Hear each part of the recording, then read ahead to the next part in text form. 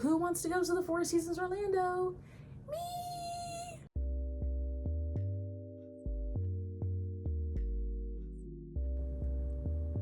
Hey y'all, and welcome back to another Jahzara Explains The Walking Dead.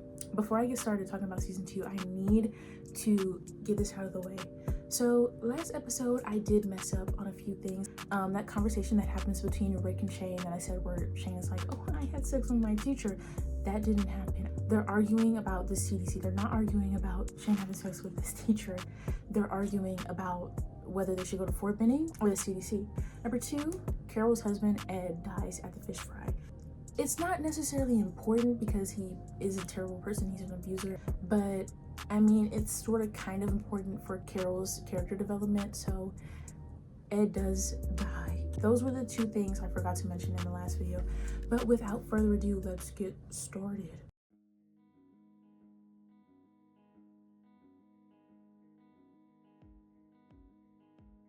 The Walking Dead season 2 premiered on October 16th, 2011. So she's kind of twin with her sister season 1, which also premiered in October. And the first episode is titled What Lies Ahead. And so we start off the episode with Rick talking to Morgan on his walkie-talkie. And he's basically like, so Atlanta is kind of gone. Yeah, I did get jumped by a bunch of walkers and I ended up finding like this group of survivors. They took me to their campsite and lo and behold, I found my wife and son. We went to the CDC to try and get some answers, but that didn't really go well. We lost a few of our group, and now we're moving on to Fort Benning. And the last thing he says is like, just turn your walkie-talkie on every day at dawn and I'll try and do the same so we can keep in contact with each other. And then we move on to the present and we're back. We start back up where we left off in the last episode of season 1. And the group is, you know, they're traveling on the highway, reminiscing on the good old days, and then they get stuck in like a traffic jam. It's not a traffic jam, it's just cars blocking the highway that they're on to get to Fort Benning. So they're like, well, I mean, while we're here, I mean, it looks like there's a lot of supplies in these cars and we kind of do need the supplies.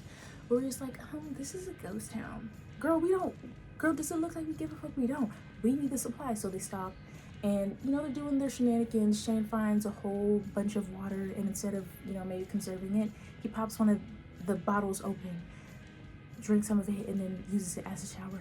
So, like I said, these are shenanigans because we're not really, I mean, we're finding supplies and stuff, but whatever.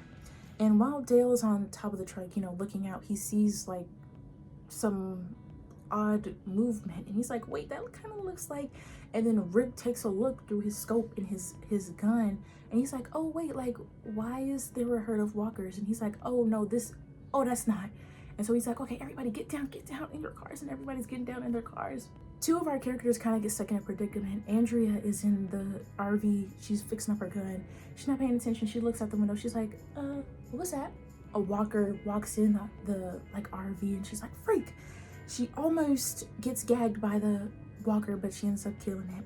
T-Dog as well kind of gets stuck in a predicament. He's running away from the herd, trying to hide, and then he ends up cutting like his forearm. Is this the forearm? I don't know. It starts bleeding out, and this later on leads to an infection. He gets saved by Daryl, who helps him hide. But yeah, once the herd passes through the group, they come up from under the cars, and we're like, okay, like we're good. So Sophia, Carol's daughter, is starting to, you know, come out from underneath the car. And why does a walker literally come out of nowhere and then starts chasing her? And obviously she is a child, so she runs off into the woods because she's scared, and Carol's about to go after her because that's her daughter. But Rick is like, no, I'm gonna go get her, like I'm gonna go help her. So he catches up to her running away in the woods and he takes her to a creek that has like this little place where she can hide. Sophia, I need you to hide over here so I can lead away these walkers. And he's like, no, don't leave me. And he's like, this is our best chance. So he leaves her there. He runs off and distracts the walkers and ends up killing them. And then when he goes back to the creek where Sophia's at, why is she not there? He's like, okay, maybe she's like lost in the woods. So he looks around the woods and he's like, okay, maybe she just made her way back to where the rest of the group is on the highway. So he goes back to the highway. Sophia is not there. He's without Sophia, which causes Carol to worry, and Sophia isn't there.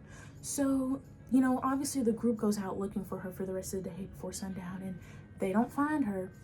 And so they're like, in the morning, we'll go out and look for her. And Carol's obviously like, so y'all just gonna leave my baby out there? Y'all just gonna leave my girl out there in the woods by herself? A 12-year-old child by herself? But they're like, we're just gonna have to look for her in the morning. And to me, it never really, personally, I'm like, I don't know if I would have just left Sophia by herself. She was obviously scared, and if she would run off, into the woods by herself, I feel like she probably would have run away from kind of that creek because she got scared. So I felt like I personally just wouldn't have left her, but it's whatever. In the morning, the group is like, okay, well, or Dale and T-Dog stay at the RV, and then the rest of the group, they go out in the woods looking for Sophia. And Rick and Shane and Carl are in a group together. And while they're out looking for Sophia, they stumble across a deer. And it's a very peaceful moment because, past couple hours of complete chaos and still not finding Sophia, they see a beautiful deer. And Carl stops and stares and looks at it. And Shane and Rick are looking at Carl, looking at the deer. And it's a really peaceful moment. And, we're all at peace. And then it gets destroyed.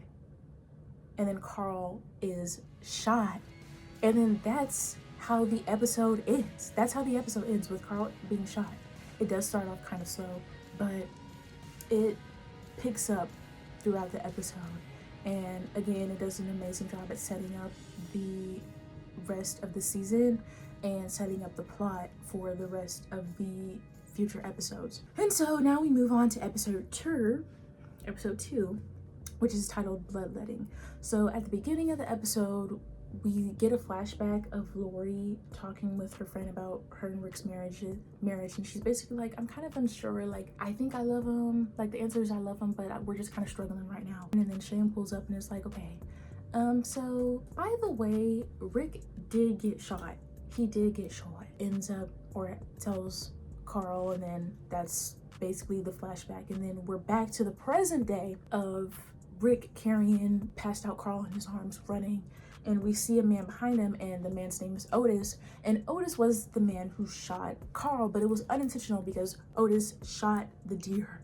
And the bullet went through the deer, and then the bullet fragments hit Carl, which is what caused him to be shot. So when Rick makes it to the farm, he meets Herschel and his family.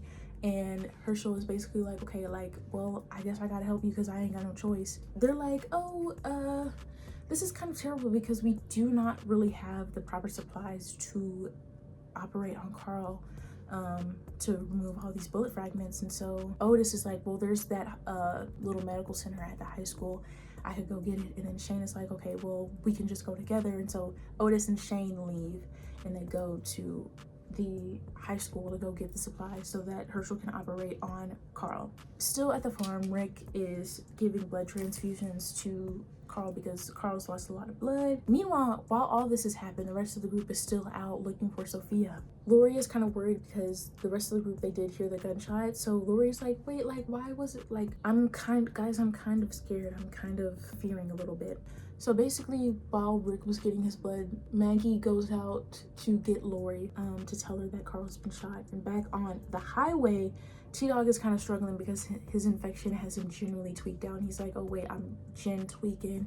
So T-Dog does need some medical attention as well. Maggie brings back Lori to the farm. So Otis and Shane make it to the high school.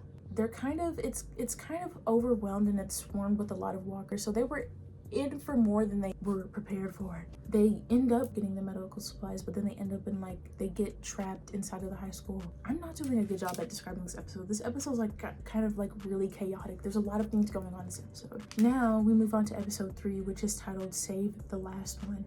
And so back at the farm, Carl is really starting to not look good. His condition has progressively gotten worse, even with Rick's blood transfusions, because the fragments are still like inside of his body, and he's suffering from internal bleeding. Rick is like, you know what, whatever, I'm still gonna keep giving my blood. Back at the RV, Carol is still like distressed because Sophia still has not been found, and so Andrea and Daryl go out at night to look for her. We cut back to Shane and Otis back in their situation, trying to fight off the walkers to make it back to the farm. After that, Glenn and T-Dog arrive at Herschel's farm, and T-Dog gets treated for his infection. Shortly after that, Shane also as well arrives back at the farm, and we're like, wait, where's Otis? Like, where's Otis? Like, we don't do you see Otis? Because I don't see Otis. Otis is nowhere to be found. So we're under the impression that he did end up like dying trying to get the supplies. Thankfully, Shane comes back with the medical supplies and Herschel is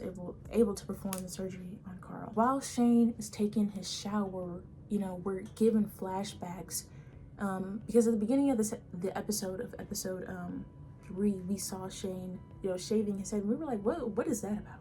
So we're back, you know, at the end of the episode, and we see him shaving his head again, and then we're getting the truth of what really happened.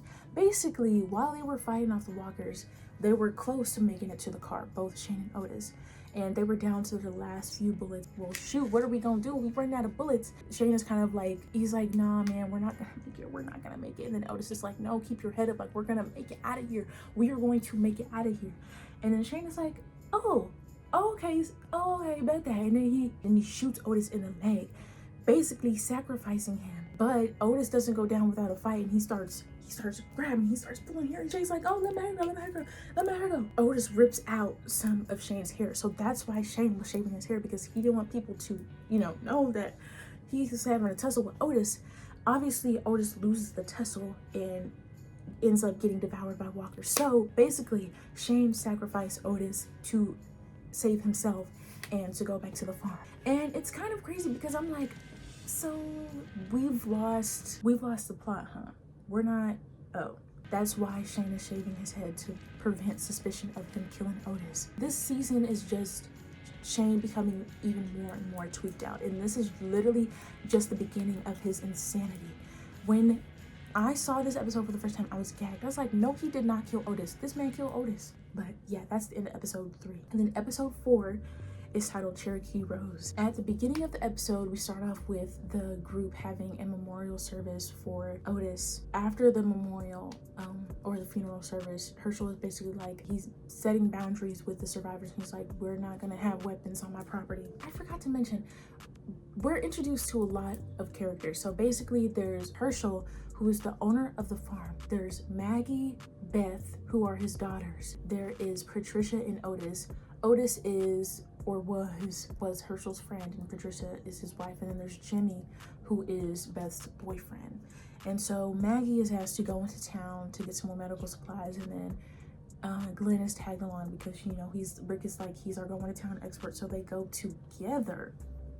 Before Glenn and Maggie leave, Lori asks Glenn to get her something that's kind of personal and kind of sus. So basically after that, Herschel is basically like, once y'all find the missing girl Sophia, and once Carl is back on his feet, y'all are gonna have to leave.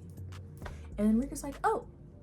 And then we go back to Glenn and Maggie, and they're on their way to the, you know, the little pharmacy or whatever to get the medical supplies that they need.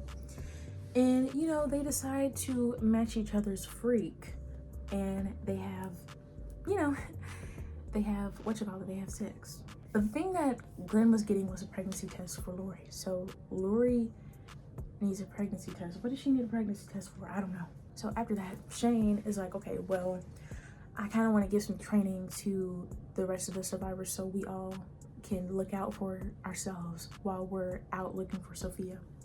When Glenn and Maggie get back, Glenn gives Lori the thing that she asked for. And so Lori takes the pregnancy test, and once she looks at the result, it turns out that she's pregnant, and then that's the end of the episode. And we're like, oh wait, but I was like, oh, wasn't you having relations with Shane while Rick was, oh, okay. And then that's the end of the episode. And so we get to episode 5, which is titled Chupacabra.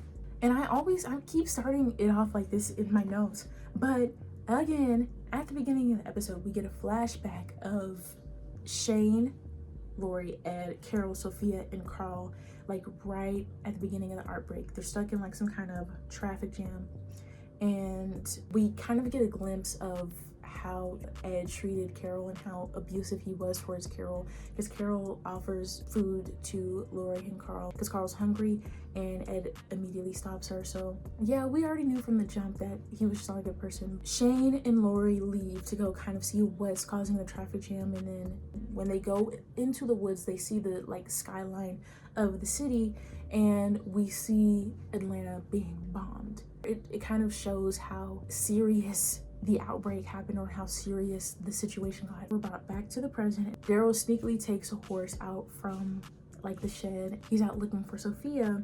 So while Daryl is on this horse out in the woods, the horse gets like spooked or something and it throws Daryl off the horse. He falls down like a couple of feet, gets tumbled through like the freaking like woods or whatever, and he gets like impaled with like one of his arrows from his crossbow. After he fights out his, you know, tweaked out visions, he makes his way back to the farm. And Andrea's kind of like on this, I don't know what it is, but she's kind of like on this quest where she's like, she has to prove people wrong. You know, I'm gonna keep watch. So while she's on watch, she sees like something in the distance that looks like a walker. And she's like, guys, like I think there's something out there. So the group is like, oh, no, don't worry about it, like we're just gonna go out there and kill it. But Andrea's like, no, I got something to prove. So she shoots the walker, but the walker was actually Daryl. He's just been through it. He's got like he does not look like a human at all. He hasn't taken a bath, and so he looks crazy. He looks like a walker. So she shoots him. Thankfully the bullet just grazed his head, but it knocks him out for a good second. But the rest of the group that went out there, Rick, Shane, and Glenn or whatever, they take Daryl back to the house, and Daryl gets his injury fixed. It's just a lot of things going on. After that, during dinner, Glenn and Maggie, you know, they're having like their kind of like elementary school moment, and they're exchanging notes under the table because the energy in the dinner room is kind of like it's very quiet, and it's kind of awkward because I don't know, the vibes are just off because Otis is dead and whatever. Glenn is basically like, so like are you trying to match my freak? And he's like, meet me at the barn. Glenn passes Maggie a note, but she's not able to read it. And after dinner, Glenn is making his way to the barn, and Maggie opens the note and she reads, and she realizes that he's on his way to the barn. But it's not like, oh, like I'm ready to go get my freak match. No, it's like, oh, like she's running in a frenzy chasing after Glenn. And we're like, why is she doing that? So Glenn makes his way to the barn, and he's like, oh baby, what's that smell? And then he takes his flashlight and he shines it, and why is it a bunch of walkers in this barn? He turns around and Maggie is behind him, and she's like, you were supposed to see this. And then that's the end of the episode, and we're like, why do they have walkers in the barn? What do they got walkers in the barn for? What y'all got walkers in this barn for? Like, seriously. We start off with episode 6, which is titled Secrets.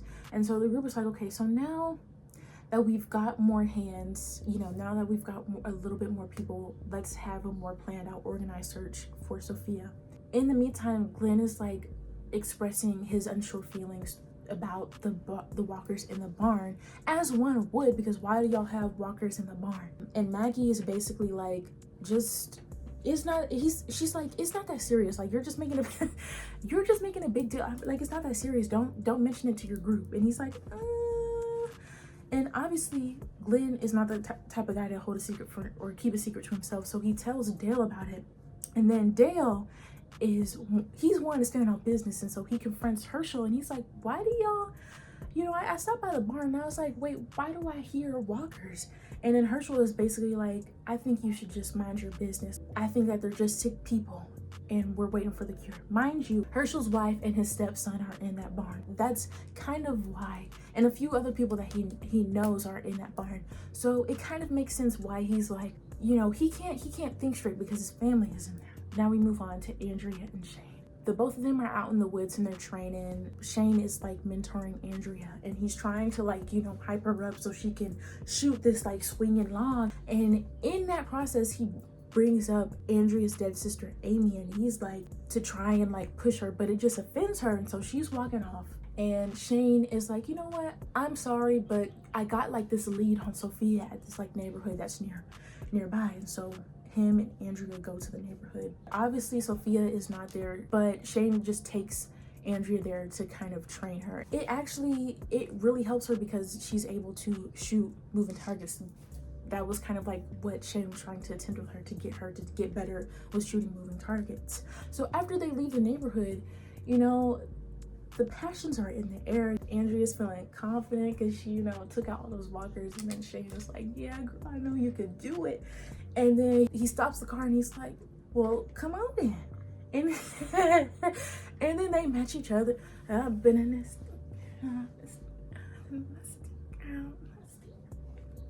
girl. And they match each other's freak. And it's one of the, seeing that for the first time, my eyes were definitely traumatized.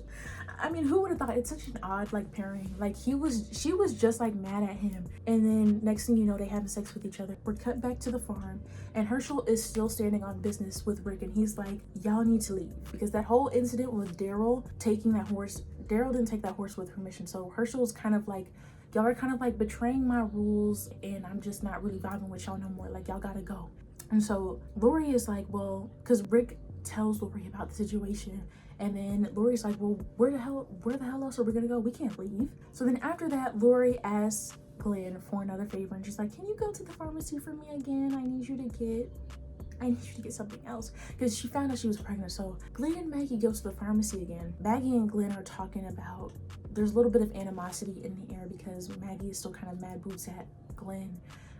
And while Maggie's on her own looking for some pills or whatever, she gets attacked by a walker. It gets pretty close. She almost gets bit, but she's saved by Glenn. And once they make it back, Glenn gives Lori the stuff that she asked for, and it turns out she asked for the morning after pill, which is, you know, in the case that something happened, you don't want the baby no more. And then he also got her prenatals in the case that she did want the baby. So she's in the tent, and she's like, oh my God, like, what am I gonna do? Because we all know the truth. That's Shane's baby. I mean, I know the truth. We know it's Shane's baby, obviously. You know, she's dealing with the weight of that. So she's like, I can't, and it's an apocalypse, so I can't deal with the stress of having a child right now. So she takes the morning after pill, she pops it in her mouth, takes it, and she tries and to settle with her decision that she just made, but she's like, no, I can't. So she runs out in the field and she pukes out the morning after pills. While she sat out in the field, Rick goes into their tent and he sees like the wrappers of the pills, and he's like, oh, hey, hell no.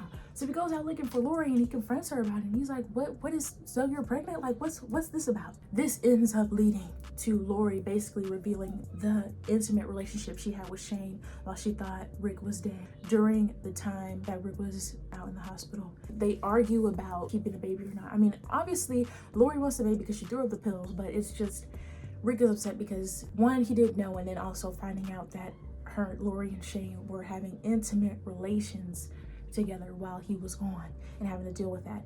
And then that's the end of episode 6. This episode, I mean, it's kind of crazy. I think this is one of the defining points, especially for Rick and Lori's marriage and their relationship. It definitely starts to put pressure, and it definitely starts to like test the relationship between the both of them. Rick kind of losing his trust and having to deal with the fact that his wife and his best friend sort of kind of betrayed him, and Lori having to deal with the fact that she's gonna have to she's, one, pregnant with her man's best friend's baby, and then 2, having to deal with having a baby during the apocalypse. So we move on to episode 7, which is titled Pretty Much Dead Already, which is such an interesting title. I think that this is one of my favorite episodes in the season because it's just, I don't think a lot happens in this episode, but it's a turning point, and it's so good. It's my favorite episode out of the season. So at the beginning of the episode, Glenn is at the point where he's like, you know what, guys, I'm done keeping secrets. And so he's like, guys, there are walkers in the barn. The group and Shane, most of all, they go into a frenzy. And Shane and a few others in the group are like, okay, well, we got to kill those walkers because we're not going to be sleeping out, and the barn is over there and there's walkers in the barn. We're not gonna do that. And so Shane is like, no, we gotta stand on our business, and we gotta kill them walkers. And then Rick is like, no, if we want to stay here, we need to respect Herschel's rules. We're not gonna kill nobody. We're not gonna be killing no walkers, and we're not gonna do nothing about it. And then after that, Rick basically, he confronts Herschel about it, but then he's also like trying to plead a case for his group for the group to stay on the farm. It's like they don't want to, you know, deal with the walkers in the barn, but they also don't want to leave. And then instead of being like kind of addressing the situation, Herschel was like, you know what, Shane? I mean, you know what, Rick? Like, let's talk about this more. I kind of need your help with something. So him, Rick, and then Jimmy, his boyfriend, they go out, get some walkers that Jimmy found out like in the perimeter of the woods or something. Back on the farm while Rick is gone, Shane is looking for the guns because he's like, I'm not gonna sit up here and let Rick win this one. No, he's not gonna win this one. Shane is looking for the guns. The last place that they were was in the RV, And so he's like, okay, well, where's Dale? Because Dale is the one who's in charge of the guns. And so he goes out in the woods, and lo and behold, he finds Dale hiding the guns, and he's like, is threatening Dale. And he's like, what are you going to do? Yeah, what you gonna do? And that's kind of like the main between Shane and Dale. Like that's kind of some animosity too. Shane just basically threatening Dale, and he's like, you're not gonna do nothing, so give me those guns and I'm gonna handle the situation on my own, and I'm gonna stand on business, since none of y'all want to stand on business. Nobody wants to stand on business anymore. Dale tries to stand his ground, but obviously he can't stand on business like Shane. So Shane takes the guns from Dale, and Shane heads back to the farm. So once he heads back to the farm, he hands out the guns to the rest of the group. Lori and Maggie are like, don't do this. This is not your call, Shane. Like, you should not do this. As that is happening, we see Rick, Shane, and Jimmy in the distance. I don't know, they're holding two walkers that they're finna take back to the barn. And then we get this beautiful scene. This is such an iconic scene that I'm pretty sure, even if you haven't watched The Walking Dead, you have seen. It's one of the funniest scenes in the season, and it's one of my favorite scenes in The Walking Dead.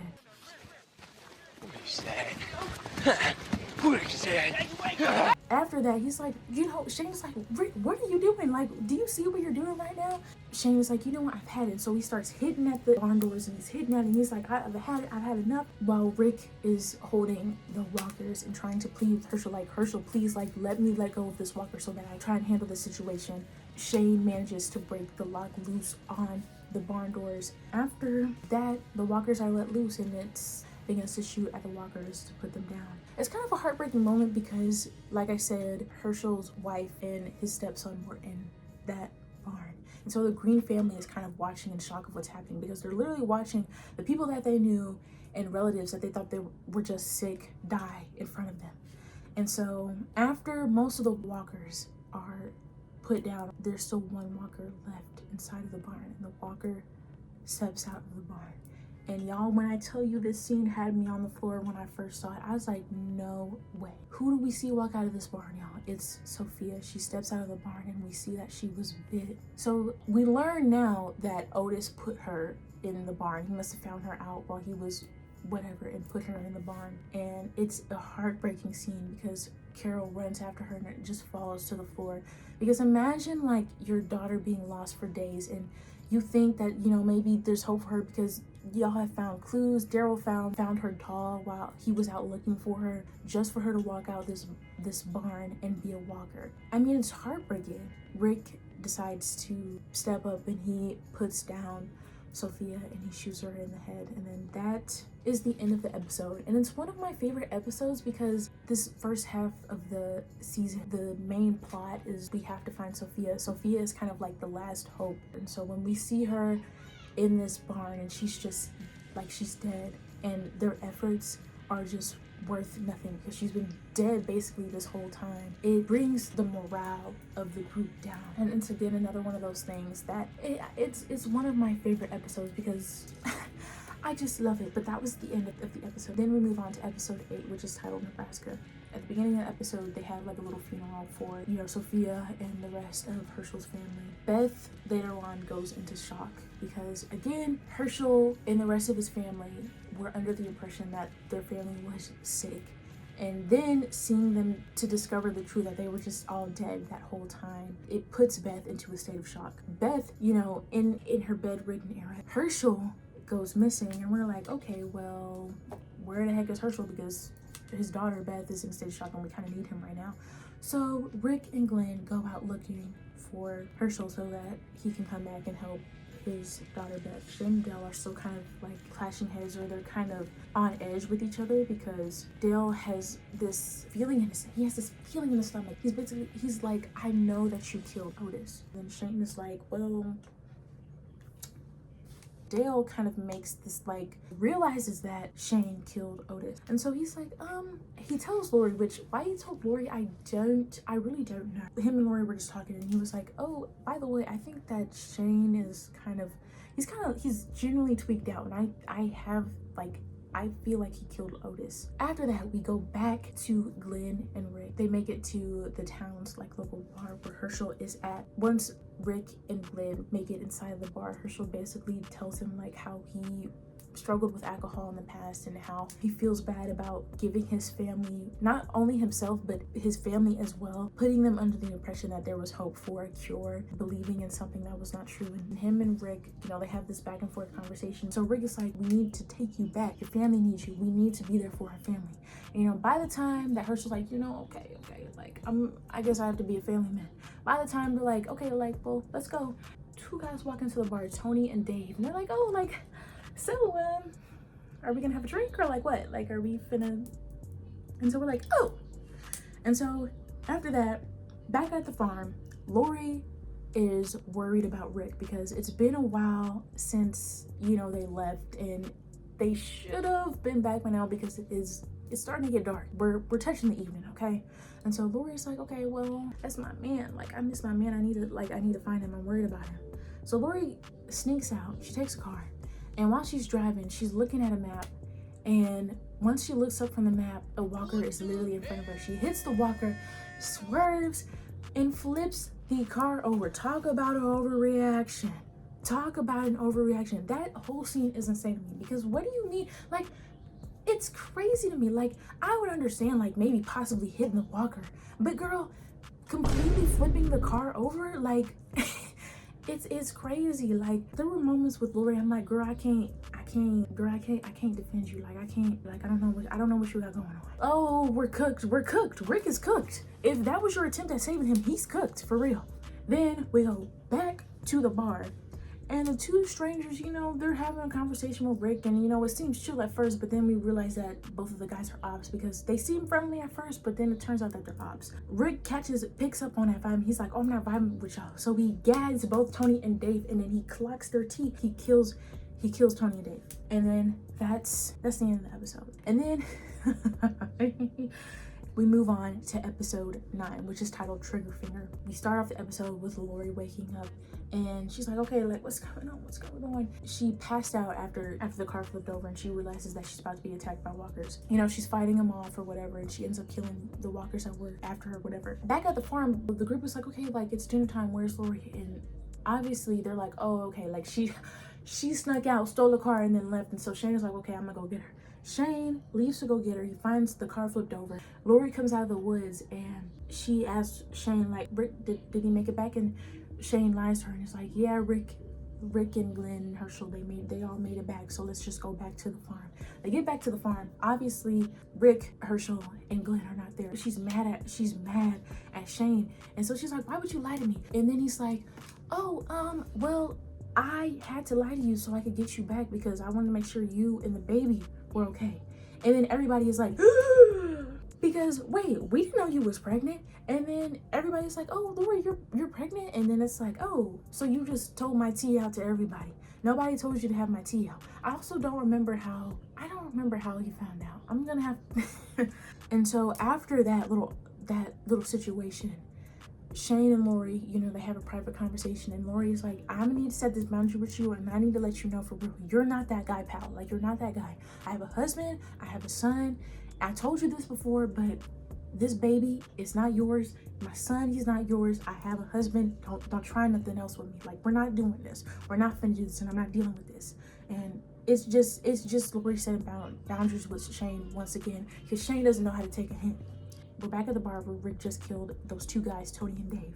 And as they're about to leave again, Tony and Dave's, the group that they're with, they pull up to the bar, and they're like, wait, like, Tony, Dave, like, where y'all at? And obviously it's crickets because Tony and Dave are dead. It basically turns into a shootout between Rick, Herschel, Glenn, and then the rest of Tony and Dave's group.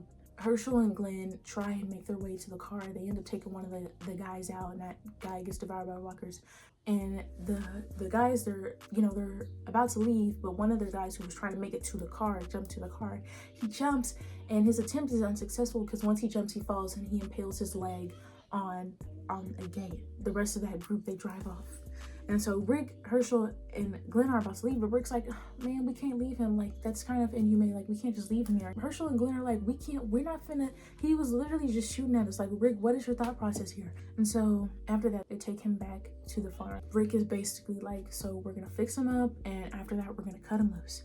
And Shane is like, well, no, because y'all shouldn't have brought him back in the first place, basically, and we're not gonna do that, and we're just gonna kill him, because why would we keep him alive? Like, after, you know, that little disagreement, she goes up to Rick and she's like, I think that Shane is dangerous. You know, at this point, Lori has learned Shane has killed Otis, and Shane, in his mind, is still having like this kind of overprotectiveness over Lori and still trying to pursue, basically trying to replace Rick. And then, yeah, that's basically the end of episode 9. And then we move on to episode 10, which is called 18 Miles Out. The episode takes place like a week after they save Randall. Rick and Shane, they go 18 miles out, you guessed it. Basically going with Rick's plan of driving, you know, Randall out far and just cutting him loose. During this car ride, Rick stops the car and he asks to talk to Shane. He basically confronts Shane about his relationship with Lori while he was, you know, knocked out in the hospital. And Shane apologizes. Rick is like, you can't be trying to pursue anything with my wife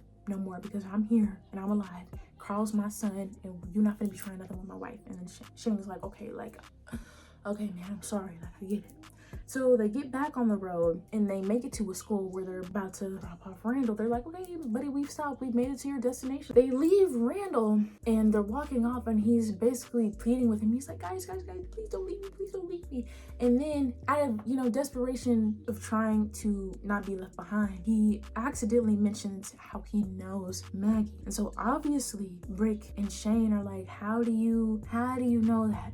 Like, how do you know Maggie? And so they're realizing like, oh, like, if he knows Maggie, that means he knows the farm and he knows where the farm is. So in the case that, you know, we leave him here and he somehow makes it back to, you know, his campsite, if he tells his group, all hell is gonna break loose and they're gonna make their way to the farm and it's gonna be like an all-out war. They're like, oh, this is kind of crazy. And so Shane immediately is like, okay, we're killing him. There's no ifs, ands, or buts. Like, we need to kill him, because like we can't just let him live. We can't just let him live. It's too dangerous. And then Rick is like, no, we're not gonna kill him. And so Rick and Shane start fighting each other. And it's not like, it starts off as just like punching each other in the face out of frustration. And then it gets to the point where it's like, okay, like, oh, it's like y'all are fighting each other as if y'all trying to kill each other. I think Shane throws something out a window, and then a herd of walkers from inside the school just comes running out. Shane ends up getting trapped in the bus, and Rick manages to, you know, make his way back to the car with Randall. Rick is kind of like,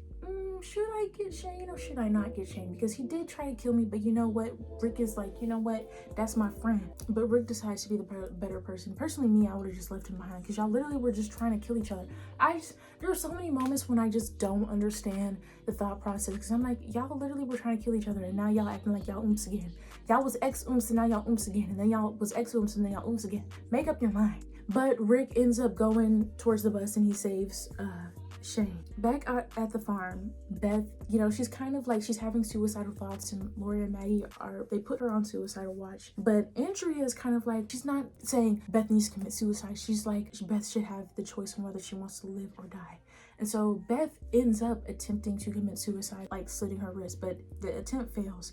And so Maggie is like angry at Andrea. She's like, this is all your fault, because you basically kind of like put this idea in her head that commit suicide. And so Andrea kind of stands on business, and she's like, well, she's made her decision, hasn't she? Previously, Lori and Andrea, they kind of got into it because, you know, Lori was kind of like, you think you the shit, you're not even a fart girl, like sitting up on that RV trying to look out for walkers, and you're not even doing nothing. And then Andrea's like, oh, but ain't the baby in your stomach not your husband's? Oh, okay. And tell me right now that Beth is going to have a son and a husband and a baby and everything. Tell me that she's going to live a happy life without struggling, you know? Tell me that. But yeah, Andrea ends up getting kicked out of the house. She still stands on business because she's like, Beth made her choice. She wants to live. We know this now. That's the end of episode 10. So now we move on to episode 11, which is titled Judge, Jury, Executioner. We start off the episode with Daryl in the shed interrogating Randall about his group. And we find out some pretty disturbing information. Basically, Randall's group is not good news at all. Very much so bad news. The group is like, okay, so like, what are we gonna do about the situation? Are we going to kill him, or are we going to like what are we doing? So we move on to Carl, and Carl is back up on his, you know, feet again. And so he goes out into the woods for a little adventure. And while in the woods, he finds a walker that's trapped in the mud, and he starts playing with it. And while he's playing with it, the walker, one of his legs becomes free, and he's almost gags Carl and almost gets Carl, but Carl manages to escape, leaving the walker in the woods. So back at the farm, the group is having like a meeting about what they should do about Randall, whether they should, cut Randall loose again. The downside of that is like, well, y'all already tried to do that. Lori is like, y'all barely made it back when y'all tried to do that the first time. So I don't really know if doing that again, going out even further again to let him loose is a good idea. And then on the flip side, we're like, okay, like, well, we should just kill him. And so the majority of the group is like, I think that's the best decision here. I feel like, because we can't just have him alive. Like, it's if he manages to find his group again, we're cooked, we're toast. The consensus in the final vote is for the execution of Randall, and Dale is like, guys, I can't believe this. Like, we're losing our morality. Can't you see? If we do this, like, the world we knew before, it's gone. The people we used to be, it's gone. Like, we can't do this. We need to remember the plot. We have to stay focused. We have to stay focused. They're basically like, well, I mean, we're not really changing our minds. The only people that are like, well, maybe we should change our minds, or maybe we shouldn't kill him, is Andrea. But the rest of the group is like, hell no, we gotta kill him. They vote for executing him. And so Dale is mad boobs, and he's angry. He leaves, and he's like, this group has lost hope. Like, we've lost hope officially. Like, we're cooked. We're cooked, guys. Like, we're cooked. After that, Herschel is having a conversation with Glenn. Throughout the series, Maggie and Glenn have kind of developed kind of cute relationship with each other. At first, Herschel was kind of hesitant towards Rick and his group, and so obviously he was hesitant didn't approve of Maggie and Glenn's relationship. Now, getting to know them more, ends up giving Glenn his pocket watch, and he approves of his relationship with Maggie. After that, Shane, Rick, and Daryl and T-Dog, I think they go to the barn to, stand on business and execute Randall. And so while they're about to execute Randall, Rick's mustering up his courage to, Randall. And when he's about to do it, Carl walks in on him about to execute Randall. And so obviously with his child watching him about to shoot somebody, he's like, I can't do it. And so it stops him from executing Randall. And so we move back to Dale. And Dale is, by this time it's night, all right? And Dale is out on the farm's property. I don't know where the hell he's at. I don't know where he's at. He's wandering around, and he stumbles across a cow that has been gutted by a walker. And he's like, oh, like, this is kind of crazy. And so he's like, let me, go back to the farm. He turns around, a walker is right behind him, and it jumps Dale. Ends up gutting Dale the same way that it gutted that cow, and it rips Dale open. And by the time that the rest of the group makes it to Dale, he's been gutted, and he's literally he's in misery, like he's in pain. There's no hope. Rick is delusional. He's like, maybe, and then Herschel's like, no, like he needs to be put out of his misery. And then Carl looks at that walker, and he's like, wait, that's the same walker that I saw out in the woods. And so basically Carl inadvertently, but sort of kind of, was the reason why Dale ends up getting gutted by that walker. And so the group sobbing, crying. It's a sad moment because Dale, since season 1, has kind of been like that wise old man in the group. In this episode, was pleading and begging with the group to keep their morality, to keep their humanity, and to not lose themselves. And he ends up dying at the end of the episode. The way that he dies is just so sad, and it's a really sad moment for the group. He gets shot in the head by Daryl, and then that's the end of the episode. And this episode, honestly, it kind of gives me the same feeling that it did with Sophia. With this episode, I feel like Dale was trying to tell the group to not lose themselves, to this world, to not fall victim to what this world makes you into being. And then he just ends up dying. It's a sad episode. It gives me that same feeling, like there's a loss of hope here. You know what I'm saying? I feel like that's a common theme with the season, that we keep losing hope. But yeah, that's the end of the episode, and then we move on to episode 12, which is titled Better Angels. So this is our third funeral at this point. We're having a memorial service for Dale, and Herschel is like, you know what, guys, I feel like with Dale's death, it gives Herschel a change of heart. And so he's like, you know what, guys, no more staying outside, because this whole time Rick's group was staying at, campsite on Herschel's farm. But he's like, you know what, it's getting colder, and I'm gonna just let y'all inside the house. Carl tells Shane how he basically caused Dale's death. And so Shane tells Rick, and he's like, I think you need to talk to your son. This is kind of one of my favorite moments because Rick is pushed by Shane to talk to Carl, because I feel like throughout the season, after Carl got shot, he was in like this feeling. It was almost as if Carl changed. He wanted to learn how to use a gun. He wanted to participate in what the group was doing more, and he kind of was becoming, he wasn't a little boy, you know, he wasn't a little boy anymore. He was like, he wanted more of the action. He wanted to stand on business. And Rick was putting off like having to have this conversation with Carl. So he comforts Carl, but he also kind of like tells Carl the hard truth about life and death. And he's like, life is not certain. Even before the apocalypse started, life wasn't always, there was always life and death. I think it's a really beautiful moment between Rick and Carl that they share. I mean, you know, Carl, it's gonna be hard. This world is gonna make you out into a person that you shouldn't have to be. After that, Lori goes up to Shane, and she wants to have a conversation with him about, you know, their relationship, how, you know, she appreciates the thing that he did for her and her son Carl. Now, no, you know, like no matter what, she still thinks that he should be a part of the group, and no matter how things got mixed up between them, she still like thinks that Shane is a good person. I guess Shane at the beginning of throughout the series, he has like this urge to leave, or he has this like inclination or the feeling that he needs to leave. And Lori is like, I don't think you should leave. Lori is like, I think it's best if we leave our entanglement in the past, and you know, we move on, if we move forward, and that Shane should stay with the group. So after that, Rick makes the decision to spare Randall's life again and just drive him out further this time and cut him loose. And this is kind of just like a point for Shane, or like a pushing point for Shane, where he's like, you know what, I'm done, I've had enough of this, nah, I'm gonna do my own thing. It's kind of crazy how like that was the breaking point. I mean, obviously it's not like Rick is some dictator, but it's just like every time Rick has made a decision and the group agrees on it, Shane's like, well, I don't know, are you sure about that? Let me tell you something, Rick. Let me tell you something. It's always let me tell you something, and not let me mind my business, and let me stay away from my wife. From my best friend's wife. Let me stop trying to be the father of my friend's son. It's always something with Shane. And I think this is where Shane just like finally cracks, because throughout the season, we slowly see Shane grow closer to, I wouldn't say insanity. He's starting to become less and less of a person that he was before. He's starting to become what the apocalypse is making of him. And so he's like, you know what? He takes Randall from the shed and he takes him out to the woods. And he basically tells Randall, he's like, you know what, man? I'm leaving this group because they're broken and I need to get out of here, and I'm coming with you. And then Randall's like, oh yeah, babe, we lit, hey. And so he's and so Randall is like, okay, like they're gonna like you, like it's gonna be lit.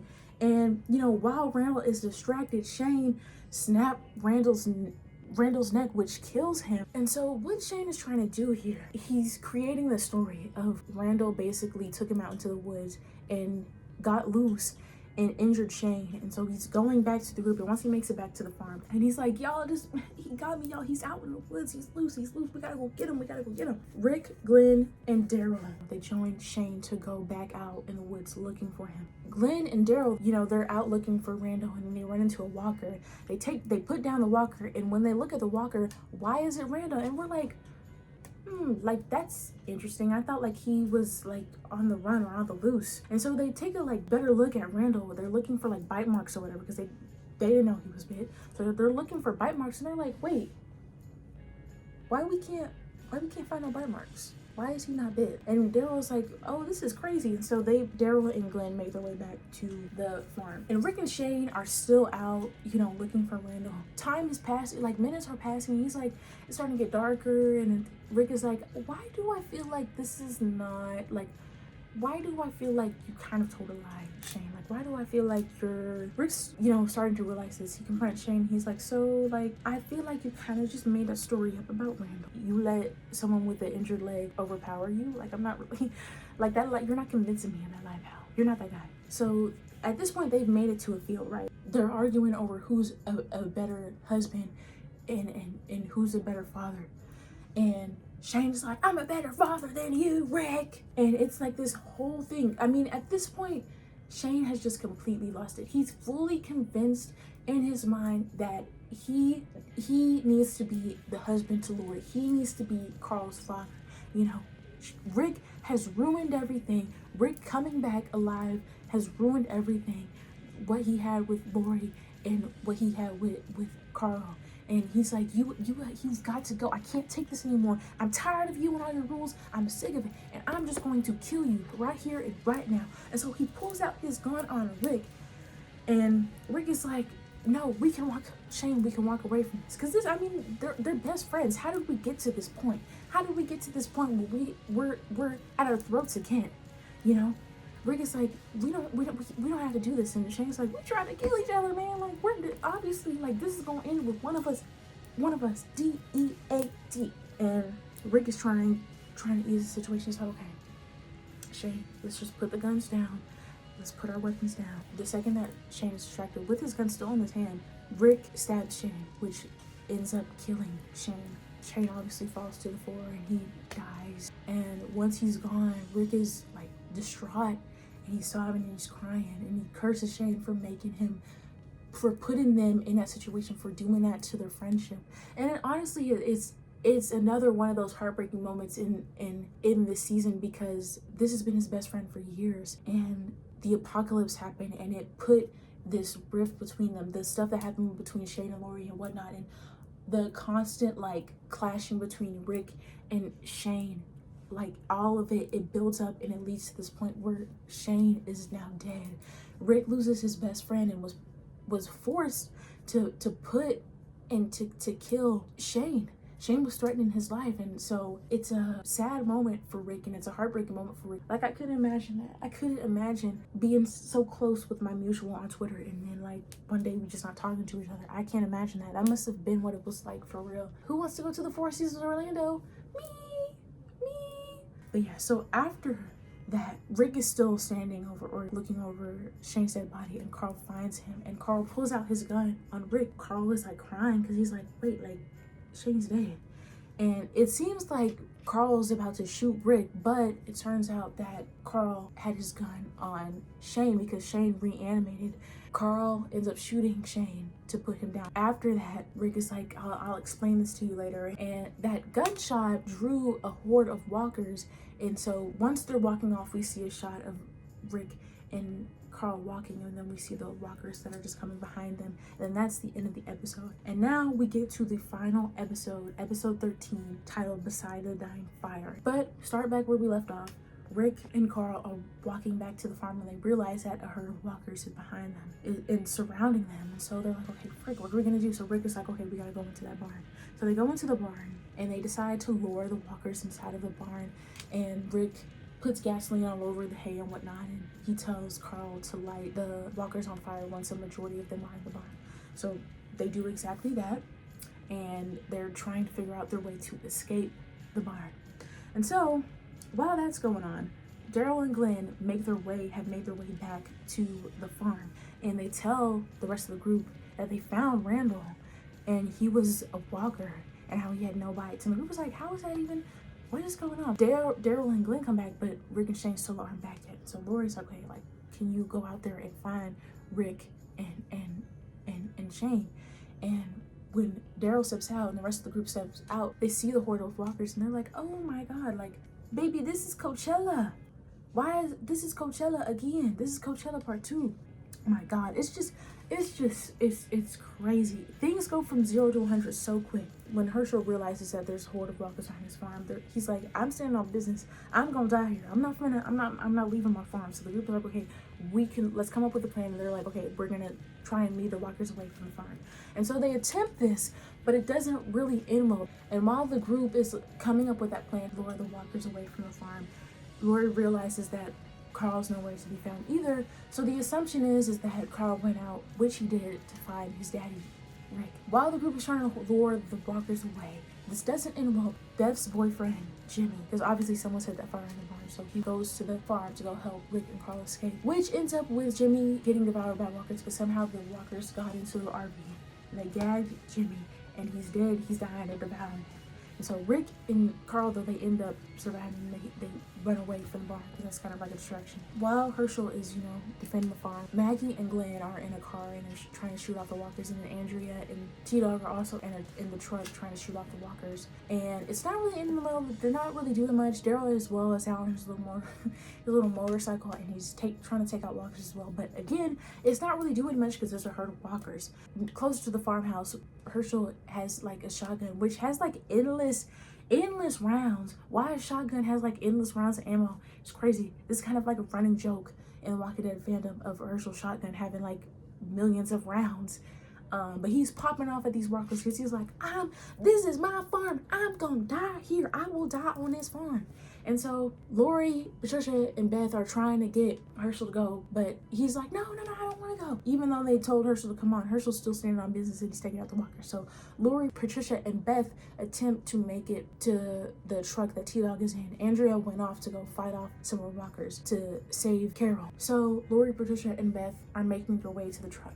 And while they're making their way to the truck, Patricia she's holding on to Beth's hand, but she gets attacked by walkers and she ends up getting devoured. Heartbreaking moment, is sad, but they have to keep going. Lori and Beth make it into the truck that T-Dog is in, and they're waiting for Carol and Andrea, but it looks like Andrea and Carol have gotten swarmed by walkers, so they have to go, they have to leave. And the same situation happens with Glenn and Maggie, barely making it in with the guns and whatnot, so they're like, we should just leave. They see T-Dog's truck leave, so they're like, we should just leave. So Maggie and Glenn end up leaving.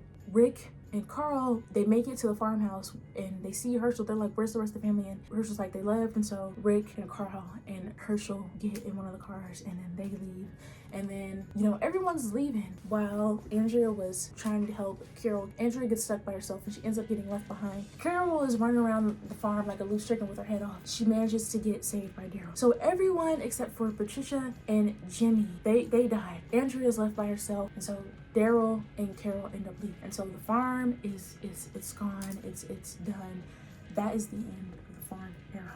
While Andrea is left behind, she ends up running off in the woods. So she's still doing fine, but she's running away from walkers in the woods. It gets close to like a real close call. She almost gets devoured by a walker, but that walker ends up getting killed by a mysterious person who has a katana and has two walkers on chains. So we're like, ooh, who is that? The group reunites on the highway and they decide to make camp nearby. Daryl tells Rick about how he found. I literally rewatched the season and I can't remember how this plays out, but all I know is that Daryl tells Rick about how him and Glenn found Randall without bite marks, and so Rick reveals that they're all infected with the virus, that no matter how you die, no matter how the circumstances of your death, you reanimate as a walker. And this was the secret that Dr. Jenner tells Rick this information, and he doesn't tell the rest of the group until now. So after finding out that this information, Rick basically kept this information from them for a long time. And so they're obviously they're upset with him because they're like, why didn't you tell us this? So they begin to question Rick's leadership. Rick tells Lori what happened between him and Shane. And after finding out, what happened between him and Shane, she kind of flows cold towards Rick and she's angry with him. And then later on leads to Rick getting tweaked out. And he's like, man, y'all don't know nothing. I killed my best friend for you people. If y'all think y'all are better off on your own, y'all can leave. There's the door. Tell me how it is. Send me a postcard. He's basically like, if you think you'd be better off on your own, leave. And he's honestly kind of true, because it's like, where y'all think y'all better off without Rick? Answer the question. Do y'all think y'all better off without Rick? Because he's like, it's not a democracy anymore. I'm the leader. I'm the leader and I'm standing on that. If you don't want to deal with me as a leader, then you can leave. And I honestly understand him, because I'm like, all the stuff that he went through, having to kill his best friend, losing the farm, then they're questioning his leadership, which I understand why they would be frustrated that he withheld that information from them for so long. At the same time, it's like, y'all questioning his leadership and he's put his life on the line multiple times for y'all. He's like, I'm y'all leader, deal with it. In the end, a prison is revealed to be in proximity to be close to the survivors. So we know that that's going to be the new plot of season 3. That is the end of season 2. And guys, honestly, it was so chaotic for me. There were so many episodes for me to go over.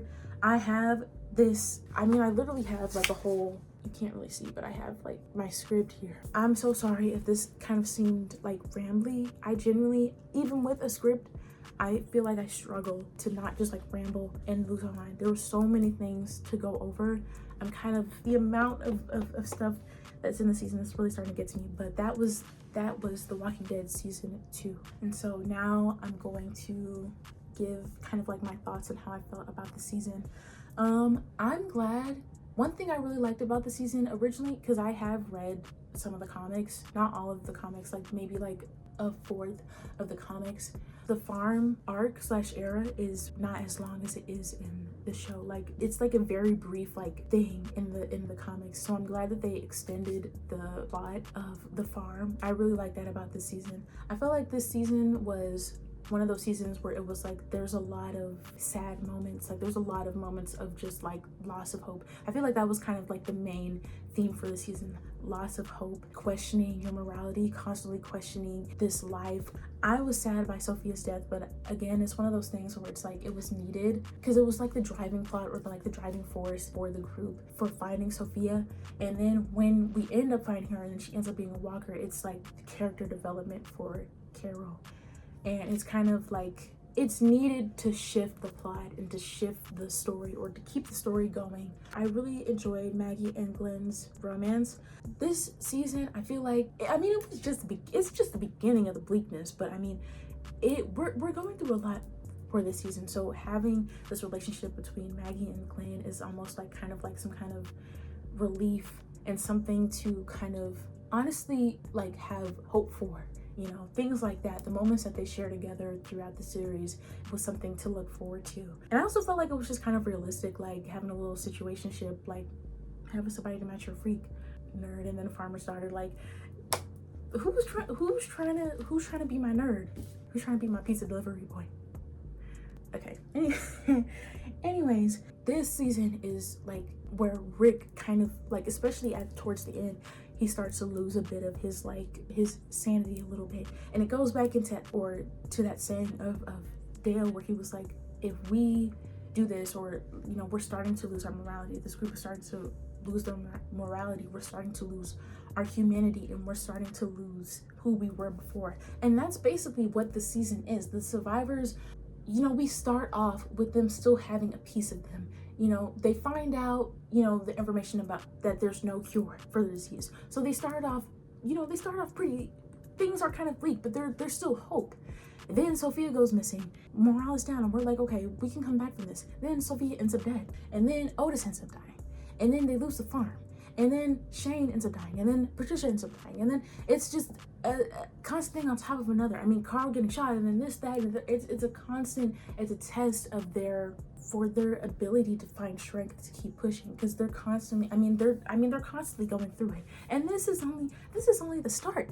This is just only the beginning. It gets so much worse in the other seasons. This is literally, they haven't even scratched the surface of how terrible this series gets in terms of like trauma and loss. I feel like there was huge character development for a lot of the characters in the group.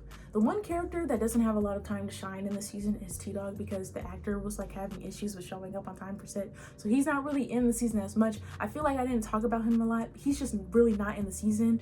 Okay, hello everyone, this is Editing Jahzara. Hey guys. So there were some things that I didn't get to talk about or mention in my review that I have in my notes, or wrote down later on in my notes. But basically, for Andrew's character, I feel like I didn't really talk about her character as much as I had wanted to, but I'll just read off what I wrote about her in my notes. Andrea starts off the season frustrated with being alive, originally wanting to die at the CDC. Throughout the series, she struggles to deal with the depression of losing her sister and finding the motivation to keep living through the events that happen in season 2. And by the time she figures out, you know, what living means to her again, the farm is overrun by walkers and she's out by herself in the woods. Carol and Daryl spark an unlikely friendship. Daryl was the main one who stepped up and helped during the search for Carol's daughter, Sophia, doing much more for her than her father, Ed, ever did. With the death of Sophia, Daryl gets frustrated in his failure to find Sophia and takes these emotions out on Carol. Despite this, Carol still looks out for Daryl, and Daryl looks out for Carol by saving her from the farm after it was overrun. So these two kind of form a bond by the end of the season, and it's a really nice thing. The two of them, not to spoil anything, are like some of my favorite characters in like the later seasons, but yeah. And something that I forgot to mention or address, when I, at the beginning of this episode, was like, oh, like that conversation between Rick and Shane that never happened, which was correct, but I never addressed it in later on in this video talking about the episodes. But basically, in an episode, I can't remember which one it is, when Rick and Shane are out in the woods, I think looking for Sophia. I don't know at what point or what episode, they're reminiscing on the old days, and then that conversation about Shane and his teacher, you know, comes up. I wanted to make sure I addressed that, so I didn't have to again address this in the next video, because I didn't. Anyways, but yeah. And I wanted to talk about Lori because she herself is a very like complicated character, but I'm gonna read off what I wrote about her in my notes. Lori throughout the season as well struggles with finding the strength to keep pushing after the group keeps going through constant loss. Her son Carl being shot and later on finding out that she was pregnant makes her question if struggling to survive in the world that they live in is even worth it. When Lori takes her frustrations out on Andrea during the disagreement on Beth's decision, I feel like she was projecting how she herself felt helpless to the things that were going on around her. Like Carl being shot, the death of Sophia, Rick and Shane constantly fighting each other, all of these things she wished she could stop. After Shane's death, when she finds out the truth from Rick and she gives him the cold shoulder, I feel like people misinterpret her emotions. Lori was coming to terms with what Shane meant to her, and after just making peace with him prior to the farm being overrun, and for him to die shortly after that, and be killed by Rick, makes her feel hurt. Lori, even though she does have her moments throughout the season that make me frustrated with her, I feel like people kind of take out their anger on her as a character, and I feel like it comes from a place of, I don't know, I just feel like people put too much on her character. I don't know. I guess you could call me a Lori defender, but I'm just like, I don't know. Like, she's just so complex. Y'all just don't understand her like I do. I don't know. But yeah, those were my thoughts on Lori. But yeah, this is one of my favorite seasons. Watching it for the first time, I don't know, there's so much nostalgia for the season. I don't know why. I guess it's because them being on a farm really makes me just feel like, it makes it feel nostalgic, especially when you rewatch it back. It's like, wow, this was like the easy stuff. It gets so much worse. But yeah, I really enjoyed this season, and I'm so looking forward to editing this video. I really tried to, again, I'm really sorry guys if this comes off rambly or if it comes off all over the place. There's a lot of things that go on in this season. There's so much going on. Even when there's episodes that there's not a lot going on in, there's still a lot going on in this season in general. So I really tried my best to like kind of to keep this to where it makes sense and it's not just me rambling. But yeah, I really hope you guys enjoyed this video, and I look forward to seeing y'all in the new episode for season where we're talking about season 3. That is also one of my favorite seasons. But yeah, thank y'all so much for watching. Please give feedback on this video. Tell me if you loved it, tell me if you hated it, just let me know. Please don't forget to comment, like, and subscribe, and I will see you guys in the next episode of Jahzara Explains The Walking Dead. Thank you all. Thank you all for watching. Thank you so much. Bye. You're gonna bring this piece of garbage. This piece of garbage. He shot at you, Rick. He ran with men and tried to kill you. You're gonna bring him back to where Lori sleeps? To where Carl sleeps? He'll be locked up in the barn unless you bust it. I'll stop this.